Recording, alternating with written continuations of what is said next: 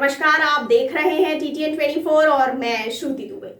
इस वक्त की सबसे बड़ी खबर आ रही है फतेहाबाद से। जी हां, जहां नगर मंडल में मीठपुरा सेक्टर पर बैठक हुई, जिसमें आगामी स्वतंत्रता दिवस पर हर घर तिरंगा फहराने को लेकर 13 से 15 अगस्त को हर घर, हर चौराहे, तिराहे, गांव मजरा, चौपाल पर तिरंगा झंडा फहराने को सभी कार्यकर्ताओं और सभी बूथ अध्यक्षों को तिरंगा यात्रा 11 से 12 अगस्त को फतेहाबाद नगर में सुबह 9 बजे से और अपने अपने बूथ पर निकलने को कहा गया है।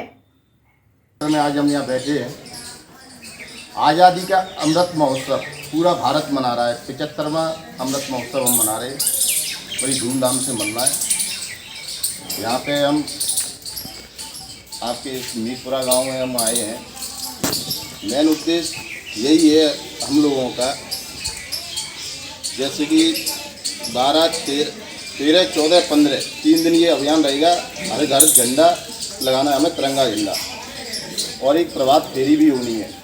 जो प्रभात फेरी होगी जिसमें भारत माता की जय, वंदे मातरम, इस तरीके के केवल नारे होने हैं, उसके अलावा और कुछ नहीं।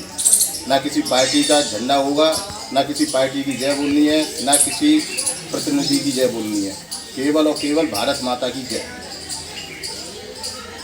और जब मैं खासकर सेक्टर संयोजक। बड़ी खबर आ रही है आगरा से, जहां राहुल सिसोदिया ने माताजी के निधन के बाद मृत्यु भोज की जगह समाज हित में धर्मशाला का निर्माण किया। धर्मशाला का निर्माण कर राहुल सिसोदिया ने समाज के लिए एक नजीर पेश की। राहुल सिसोदिया ने जो समाज उत्थान के लिए सराहनीय प्रयास किया है, उससे समाज में छुपे रूढ़िवादी लोगों को सबक लेकर अपने मृत्यु भोज जैसी कुप्रथा को बंद कर अपने बच्चों के भविष्य एवं समाज के उत्थान के लिए प्रयास करना चाहिए।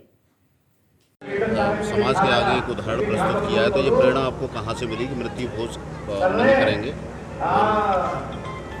जैसा कि हम क्षेत्र में जाते हैं और हम गमी में भी जाते हैं, फिर उनकी जब आर्थिक दशा देखते हैं कि वो पहले तो इलाज करा के आया, उसने इलाज कैसे किया ये समझा कि इलाज उसने ज़मीन की गिरवी रख के इलाज कराया।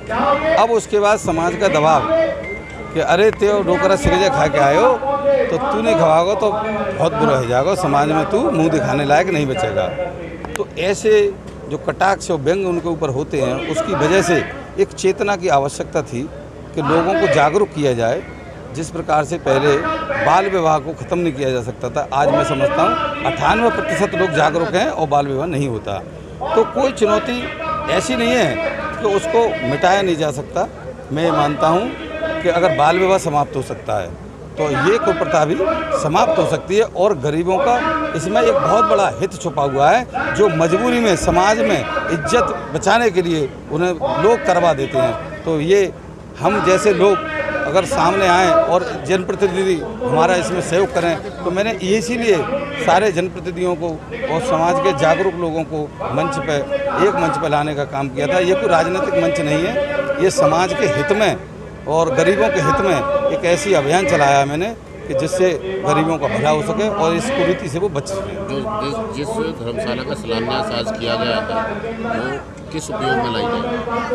वो गरीबों की शादी, इसके अलावा जब उसमें शादियां नहीं हैं तो इसके अलावा वो कैंप लगाने का काम आएगा। जैसे गरीबों की आंखों के इलाज है वो वहाँ तक नहीं पहुँचते हैं, दांतों का इलाज है वो वहाँ तक नहीं पहुँचते हैं, अन्य उनके चेकअप हैं, वो सारे बहुउद्देशीय कार्यक्रम उस धर्मशाला में किए जाएंगे। ये नहीं है कि उसमें केवल शादी होंगे। अगर शादी नहीं है तो उनमें हम कैंप लगवा कर, अगर हमारे पास स्थान होगा तो गांव का इसके अलावा भी बहुत कुछ उद्देश्य उससे पूरे हो सकते हैं। भाई साहब बोले तो आना पड़ेगा बड़ी पहले। तो ये प्रेरणा आपको कहाँ से? ये प्रेरणा जो समाज में हम देखते हैं कि जिन लोगों के पास उस कुप्रथा को जो मृत्यु भोज की चली आ रही है, उसे पूर्ण करने के लिए उतना धन नहीं होता और वो लोग कर्ज ले लेते हैं। फिर उसको समय पश्चात ये होता है कि वो उस कर्ज से इतना दब जाते हैं कि उनके बच्चों का जो भविष्य है वो बिल्कुल समाप्त हो जाता है, क्योंकि धन की कमी होती है उनके पास। तो ये जागरूकता जो राहुल ने प्रारंभ की है, क्योंकि हमारे वेदों में, ग्रंथों में कहीं भी इस प्रथा का चलन नहीं रहा है। जो हम इसको प्रथा के ऊपर, त्रयोदशी संस्कार के ऊपर जो खर्च करते हैं, उस खर्चे को अगर हम अपने समाज के जो जाति समाज है, जो मानव समाज है, जातिगत न जाकर के मानव समाज के लिए शिक्षा के ऊपर खर्च करें, क्योंकि दुनिया में सबसे बड़ा जो दान है वो शिक्षा का दान है। आपने देखा होगा कि जब चाणक्य था तो चाणक्य ने विश्व का पहला विश्वविद्यालय बनाया था और उस समय भारत समृद्ध था सबसे ज़्यादा। उन्होंने अपनी सेना में गुप्तचर के रूप में स्त्रियों को रखा था, वो शिक्षित की थी उन्होंने, और तब हम विश्व में सबसे आगे थे। तो इस कुप्रथा को हम समाप्त करें। लेकिन और तमाम कठिनाइयाँ इसलिए भी आई होंगी कि गाँव में लोग बैठते हैं। देखिए, कोई भी अच्छा काम करेंगे तो कठिनाइयाँ तो आएंगी। आप कोई भी अच्छा काम करने के लिए निकलिएगा तो उसमें कठिनाइयाँ तो आएंगी। एक जगह आप मदिरा की दुकान खोल दीजिएगा और एक जगह दूध की दुकान खोल दीजिएगा तो निश्चित तौर पर उस सुरागा पान करने के लिए लाइन लग जाएगी, लेकिन दूध के लिए नहीं लगेगी। अब उस दोनों में आपको अंतर बताना है। जो शिक्षित है, जो ज्ञानी है, उसे ये बताना है कि ये सही है और ये गलत है। तो हमारा उद्देश्य जो है, अपने जो भारत के लोग हैं वो शिक्षित बने। जब वो शिक्षित होंगे तो हमारा राष्ट्र शिक्षित होगा, राष्ट्र शिक्षित होगा तो हमारा जो पूरा देश है वो समृद्ध होगा। इसलिए शिक्षा बहुत ज़रूरी है।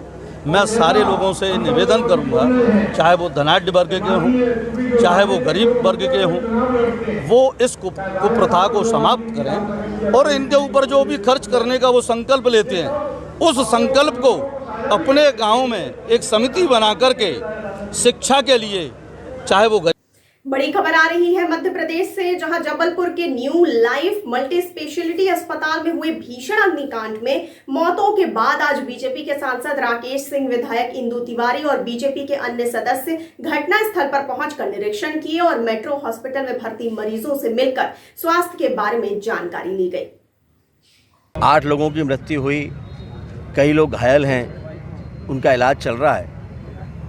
कोरोना के समय पे इस तरह से बड़ी संख्या में अस्पताल खुले जो उस समय की आवश्यकता थी, लेकिन इस घटना ने जहां दर्द दिया वहां सोचने पर मजबूर भी किया है कि अब समय आ गया है कि कड़े निर्णय लिए जाएं और ऐसे सभी अस्पतालों पर जहां पर आवश्यक सुविधाएं नहीं हैं वहां पर निर्णय किया जाए और जिनमें सुविधाएं नहीं हैं उनके लाइसेंस निरस्त किए जाएं। ये समय आ चुका है। हाँ भाई साहब, लेकिन जिस तरीके से पूरा हादसा हुआ है, आपने अभी निरीक्षण भी किया है, क्या लगता है कि हादसा इतना था, इसमें कहीं ना कहीं लापरवाही भी हुई होगी? स्वाभाविक है कि लापरवाही तो हुई है और अस्पताल के मालिक के ऊपर FIR भी दर्ज हो चुकी है, लेकिन अब टीम गठित हो गई है, जांच की टीम गठित कर दी है सरकार ने। वो शीघ्र ही अपना जांच का जो प्रतिवेदन है वो सरकार को, प्रशासन को सौंपेंगे और उसके आधार पर कड़ी कार्रवाई होगी, ये मैं आपको विश्वास दिलाता हूं। लेकिन भाई साहब, कहा जा रहा है कि इसके पास हॉस्पिटल के पास NOC सर्टिफिकेट नहीं था, PUC का सर्टिफिकेट नहीं था और निगम ने बार बार नोटिस दिया, लेकिन इस पर जो स्वास्थ्य विभाग था उसने गंभीरता नहीं दिखाई। अब मैंने कहा कि इस बारे में एक बार सारे तथ्य सामने आने दीजिए। टीम गठित हो चुकी है, टीम ने अपना काम करना भी प्रारंभ कर दिया है। परिणाम उसके जो आएंगे उसके आधार पर निश्चित रूप से कड़ी कार्रवाई होगी। लेकिन जबलपुर में इसके अलावा और भी ऐसे हॉस्पिटल है, लगभग 60 से 65 हॉस्पिटल है जिनके पास फायर सेफ्टी की जो है सुविधाएं नहीं है, उनके पास उसकी परमिशन नहीं है, फिर भी वो हॉस्पिटल चल रहे हैं। ऐसे सभी अस्पतालों का अब नए सिरे से निरीक्षण होगा और जहां पर भी इस तरह की कमियां होंगी या तो वो कमियों को दुरुस्त करेंगे अथवा उनका लाइसेंस निरस्त होगा। सिर्फ कार्रवाई जो है हॉस्पिटल संचालकों पर होगी या अधिकारियों पर भी होगी? अभी जांच के प्रतिवेदन आने दीजिए, जांच की कार्रवाई उसके आधार पर निश्चित उसकी दिशा तय होगी कि किन किन पर कार्रवाई होना चाहिए।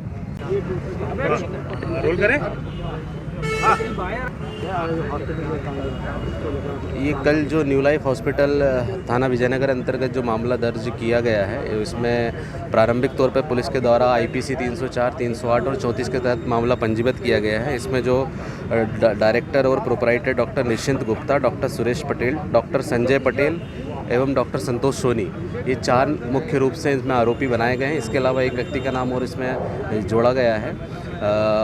इन सभी को प्राइमा फेसी अपने कर्तव्यों का और जो लापरवाही है जो उसके तहत इनके विरुद्ध मामला दर्ज किया गया है। मामले को पंजीबद्ध करके विवेचना में लिया गया है और सारे साक्ष्यों को संकलित किया जा रहा है। सर, अभी किसी की गिरफ्तारी हुई है? अभी पूछताछ के लिए हॉस्पिटल के कुछ लोगों को हमारे द्वारा पूछताछ की जा रही है और जो डॉक्टर्स हैं वो अभी फरार हैं, जिनकी तलाश के लिए हमारी 4 अलग से टीमें लगाई गई हैं। हाँ सर, शुरुआती जांच में क्या सामने आया है, किसकी लापरवाही आई है? अभी ये लापरवाही हमारी टेक्निकल टीम के रिपोर्ट के बाद ही होगी, लेकिन प्राइमा फेसी ये कहीं ना कहीं इनकी लापरवाही इसमें आई है। इसी कारण इस पर मामला पंजीबद्ध करके जांच में लिया गया है, क्योंकि ये मानव की जान से रिलेटेड है और गंभीर अपराध की श्रेणी में आता है। सर, जो फरार हैं क्या उन पर इनाम भी घोषित किया जाएगा समय पे अगर वो? बिल्कुल, आज ही हमारी अलग से एक टीम एसपी साहब के नेतृत्व में इसमें मीटिंग करने वाली है और उसी के तहत ये अग्रिम पूरी विवेचना की कार्रवाई गंभीरतापूर्वक इसमें की जाएगी। देखिए, जिस तरीके से आम जो गुंडे माफिया उनके खिलाफ कार्रवाई करते थे, जो है जुर्माना तोड़ने की, तो इस मामले में भी हम इसमें सभी वो कार्य किए जाएंगे जो एक प्रोफेशनल क्रिमिनल के लिए किए जाते हैं। इसमें किसी प्रकार की कोताही पुलिस प्रशासन की तरफ से नहीं की जाएगी और एक कड़ा संदेश दिया जाएगा।